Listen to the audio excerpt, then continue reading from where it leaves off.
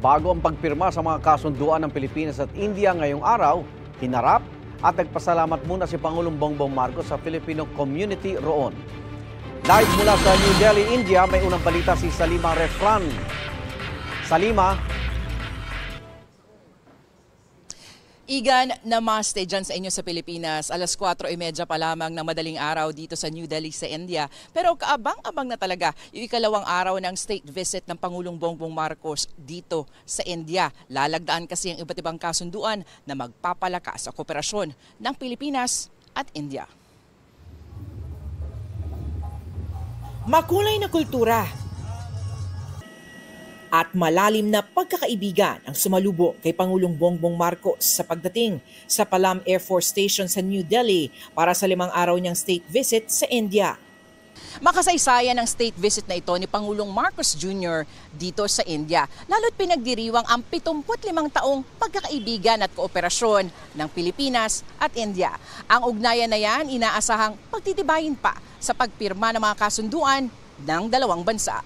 It's already the 4th largest economy in the world. It will be a 5 trillion economy estimated around 2027. It's a high technology country. Itong pag-angat ng ugnayan natin sa India, kaakibat nito yung pinapalago din natin yung turismo, yung pagpapadali ng connectivity, especially direct air connectivity. So maraming bagay, So there's the ease of access sa pagitan ng dalawang bansa.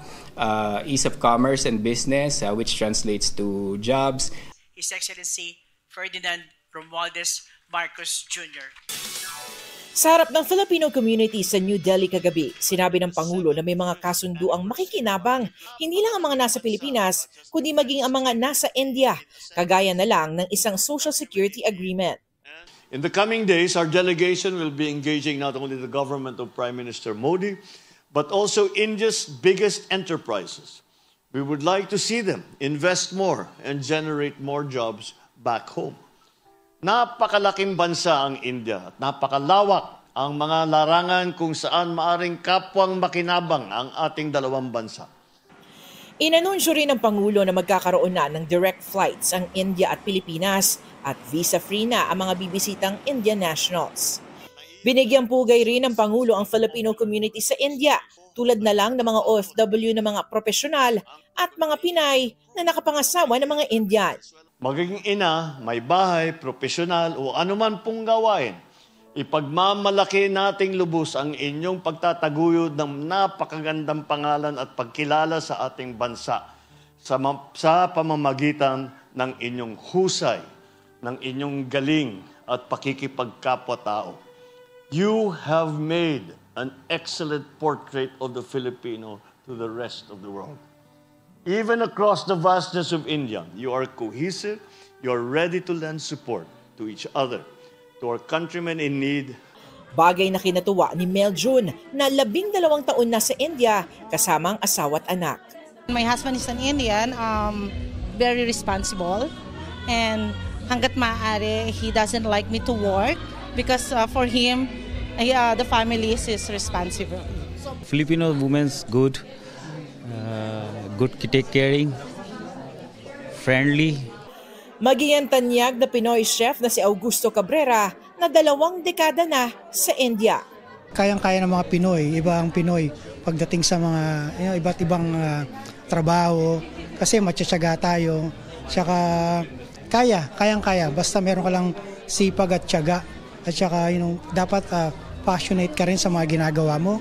Yun, determinasyon para din sa pamilya.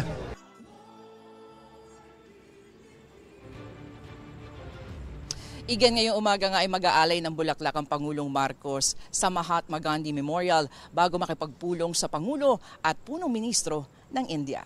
Yan ang unang balita mula nga dito sa New Delhi sa India. Igan.